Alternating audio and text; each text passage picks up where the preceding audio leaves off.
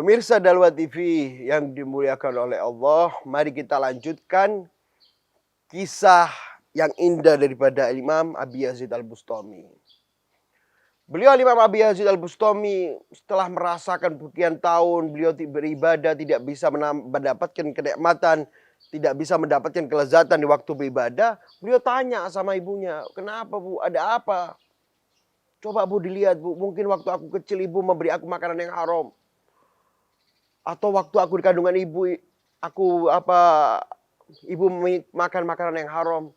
Lantas tadi si ibu mikir, fatafakkarat tawilan, tsumma qalat. Kemudian ibu mengatakan, "Ya bunayya, lama kunta fi batni, su'adtu fawqa sadhin, fara'aitu ijana fiha aqid, fastahaituhu, fa'akaltu minhu miqdara unmulah bighairi idzni sahibihi."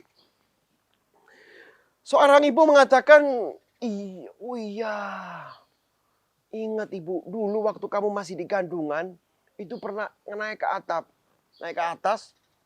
Nah di atas itu nggak taunya ada makanan, dikatakan itu seperti yogurt gitu ya, susu yang dikeringkan lantas dimasak lagi, digoreng. Aku lihat ada makanan yang mana nggak tahu itu bukan punya aku, punyanya orang. Aku manggil makanan itu cuma dikit aja aku makan. Dikit, sangat dikit sekali. Mula, sangat dikit sekali. Setelah itu aku turun. Lantas Imam Abi Yazid Al-Bustami mengatakan, "Ma huwa illa hadza." Pasti ini penyebabnya, Bu. Yang mencegah aku tidak bisa merasakan kenikmatan di waktu ibadah. Lantas Imam Abi Yazid Al-Bustami mengatakan, "Fadhhabi ila sahibihi wa akhbirihi bidzalika." Lantas tolong Bu, datanglah ke pemilik daripada makanan itu, minta ridholah sama mereka. Fadhahabat ilaihi wa akhbarathu bidzalika. Lantas si ibu datang kepada orang yang memiliki makanan itu, minta maaf dan minta ridhonya. Orang tersebut mengatakan, "Anta fi halin minhu." Udah aku halalin, cuma dikit nggak masalah, sudah aku halalin. Fa'akhbarat ibnaha bidzalika. Lantas ibu mengabarin Imam Abi Yazid Al-Bustami kalau si ibu tersebut sudah mendapatkan ridho daripada makanan tersebut. Fa'indaha dzaqa halawatat ta'ah. Setelah ibu tersebut meminta ridho daripada seorang itu, dari waktu itu Imam Abi Yazid Al-Bustami di setiap kali ibadah, beliau merasakan kenikmatan dan kelezatan ibadah.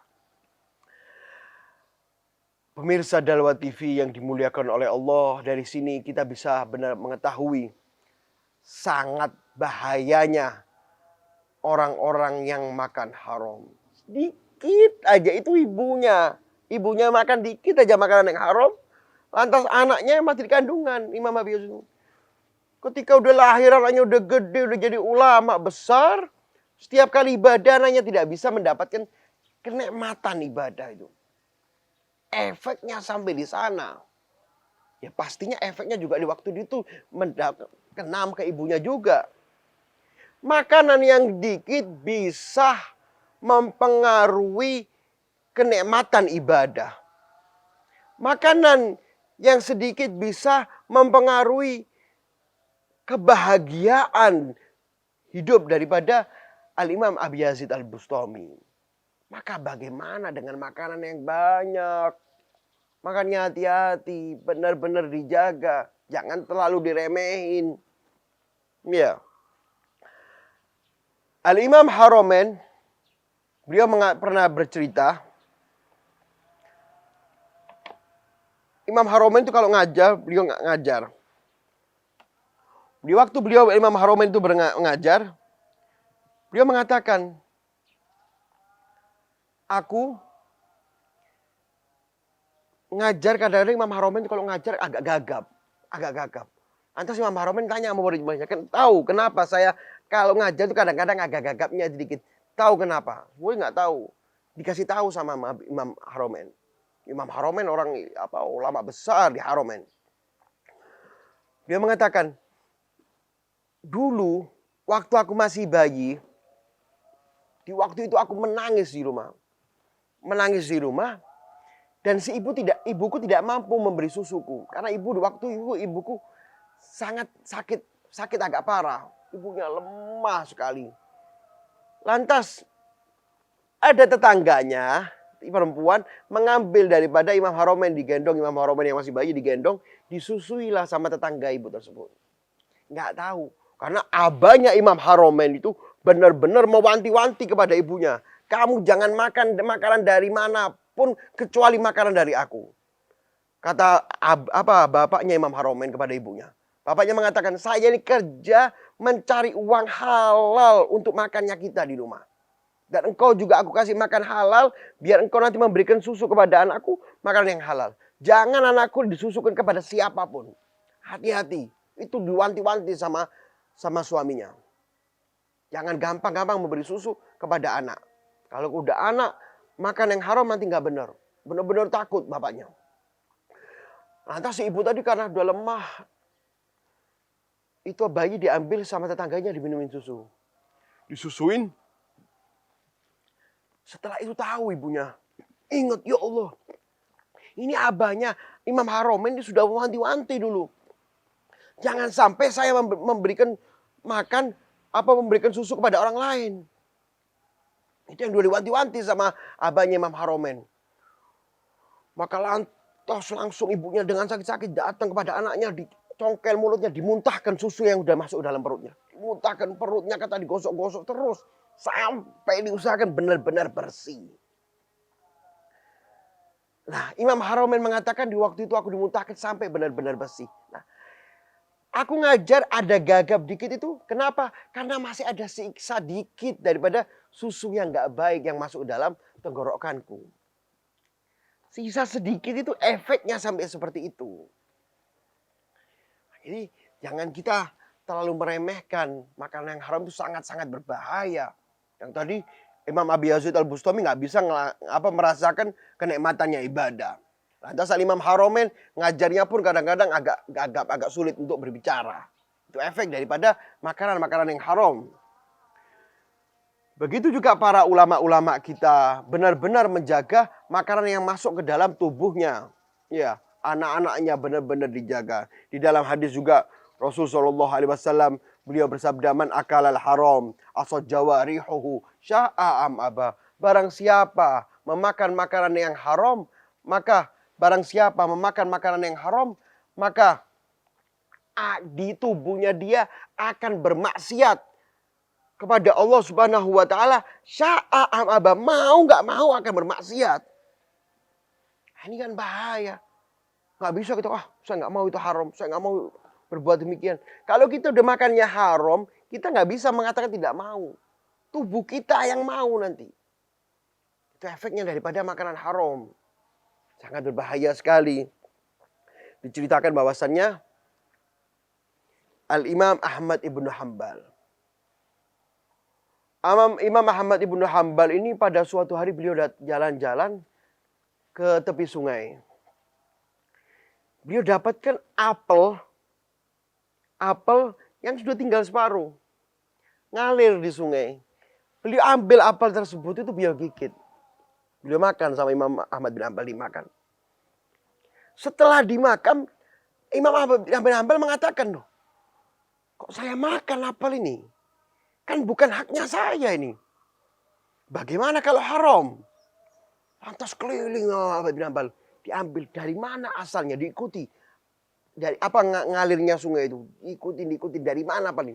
Subhanallah, nggak jauh dari sebelah situ ada pohon yang pohon apel yang berdekatan dengan sungai tersebut. Mungkin dari pohon ini yang jatuh. Lantas datang ke pemilik pohon tersebut. Pak, saya minta ridhonya. Tadi saya dapatkan apel ini jatuh dari pohonnya jenengan. Saya dapatkan apel ini mengalir di sungai. Lantas saya makan. Kemungkinan apel ini jatuh dari pohonnya jenengan. Saya minta ridhonya daripada apel tersebut. Yang cuma saya makan dikit saja. Si bapak tadi mengatakan, oke, saya ridhoi. Tapi saya minta 2 syarat. Saya minta 2 syarat. Syarat yang pertama, engkau kerja dengan aku. Engkau kerja dengan aku. Selama 1 tahun tanpa aku gaji. Demi meraih ridho daripada makanan tersebut, si pemilik apel tadi meminta Al-Imam Ahmad bin Hanbal untuk kerja kepadanya selama 1 tahun tanpa digaji. Itu syarat yang pertama. Syarat yang kedua, si pemilik pohon apel mengatakan, setelah itu kamu nikahi anakku. Dan engkau tahui sebelumnya anakku adalah perempuan yang bisu, perempuan yang buta, perempuan yang tuli, dan perempuan yang lumpuh. Lantas Al-Imam Ahmad bin Hanbal mengatakan, apa gara-gara satu apel saja, satu gigitan saja saya mendapatkan syarat yang sangat berat seperti itu. Beli pemilik pohonnya mengatakan, kalau kamu nggak mau ya sudah pergi sana. Saya nggak ridhoi itu apel.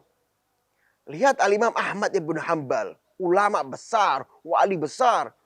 Ya, demi mendapatkan ridho daripada makanan tersebut, beliau siap untuk menjalankan 2 syarat yang sangat berat itu. Karena beliau tahu akan hadis Rasul SAW. Rasulullah bersabda di dalam hadisnya, kullu lahmin nabata minal haram fannaru aula bihi. Setiap daging di dalam tubuh kita, kalau daging itu tumbuh dari makanan yang haram, fannaru aula bihi, maka api nerakalah yang berhak membakar daging yang kecil tadi. Kita kalau makan haram, masuk dalam tubuh kita, nggak tahu ada daging kecil aja. Itu berasal dari makanan haram yang tumbuh daripada kita. Gara-gara kecil itu bisa mencelakakan kita, bisa mencapakan kita ke dalam api neraka. Makanya hati-hati. Ya, dilihat, diingat-ingat bagi siapa-siapa yang pernah makan haram, mencuri haknya orang lain. Sekarang waktunya tobat, secepatnya. Jangan sampai kita meninggal, kita masih belum ridho kepada orang lain. Jangan sampai kita meninggal, kita belum mengembalikan haknya orang lain. Selesaikan haknya orang lain. Jangan sampai ada di tubuh kita memakan makanan yang haram.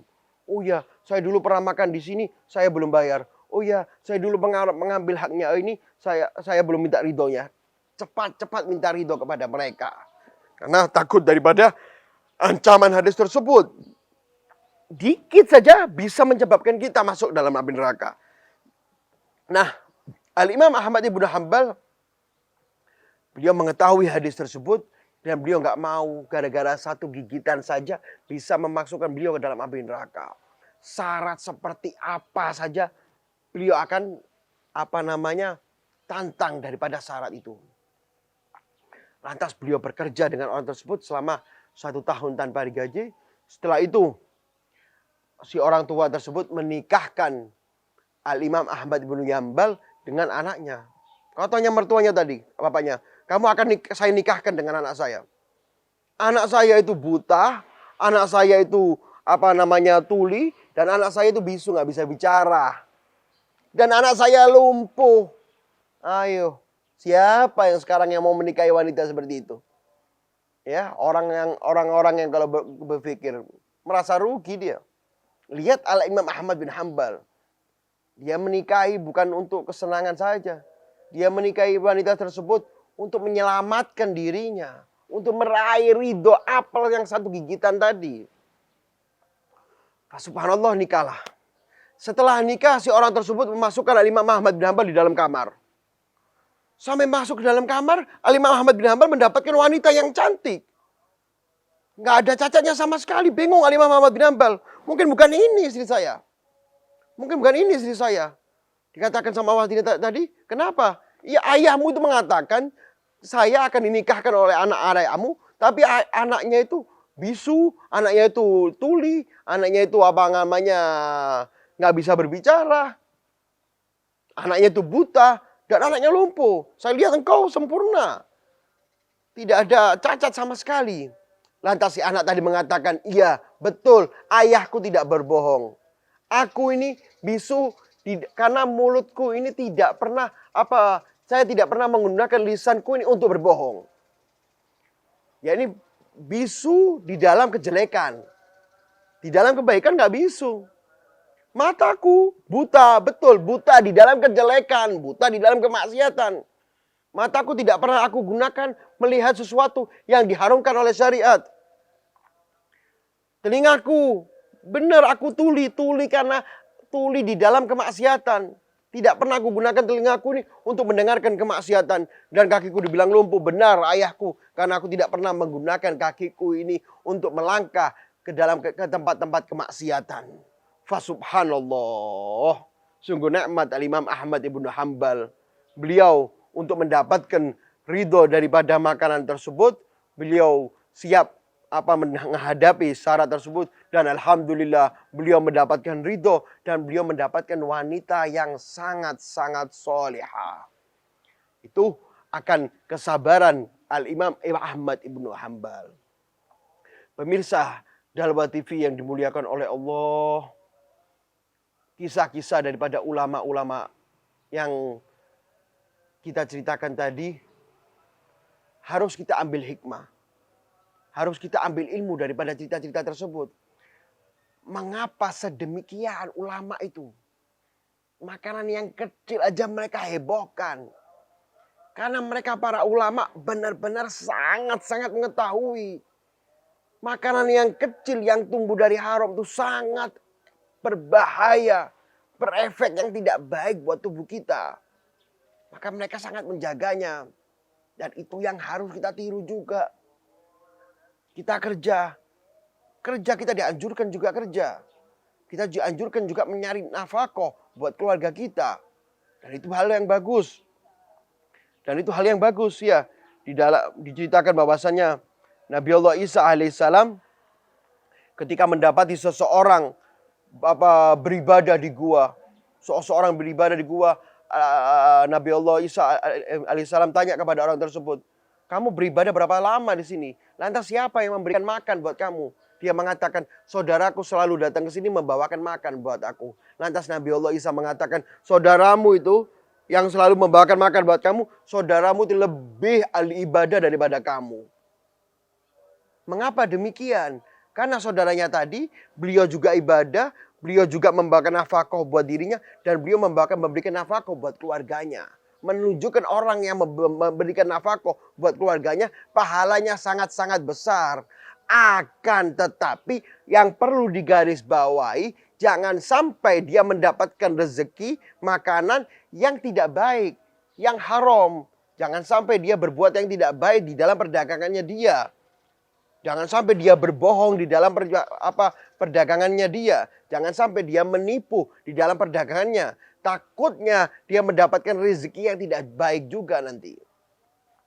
Oleh karena itu, pemirsa Dalwa TV yang dimuliakan oleh Allah, mari kita selalu jaga, sangat-sangat kita jaga makanan-makanan yang masuk ke dalam tubuh kita. Jangan juga gampang terlalu makan makanan yang ada di pinggir-pinggir jalan.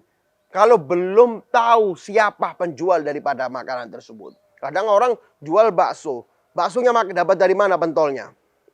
Oh, saya beli di pasar. Nah itu, pasar siapa yang jual daripada pentol tersebut? Kiriman dari siapa? Oh yang ini jual bakso dari siapa? Oh baksonya ini pentolnya saya giling sendiri dari daging sapi. Ini nggak masalah.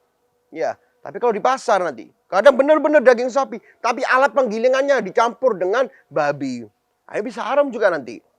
Jadi benar-benar menjaga makan dimanapun hati-hati. Di warung, di restoran hati-hati. Kalau sudah benar-benar halal baru kita makan. Kalau enggak, lebih baik menjaga makanan yang masuk ke dalam tubuh kita. Mudah-mudahan kita digampangkan untuk menjaga makanan yang masuk ke dalam tubuh kita. Dan mudah-mudahan dijauhkan kita, dipersulit kita untuk memakan makanan-makanan yang haram. Mudah-mudahan Allah menjaga itu semua. Dan mudah-mudahan kita bisa mendapatkan kenikmatan dan kelezatan di waktu kita ibadah. Amin. Ya Rabbal Alamin. Mungkin sampai di sini saja. Mudah-mudahan bermanfaat bagi saya khususnya dan kita semuanya. Wassalamualaikum warahmatullahi wabarakatuh.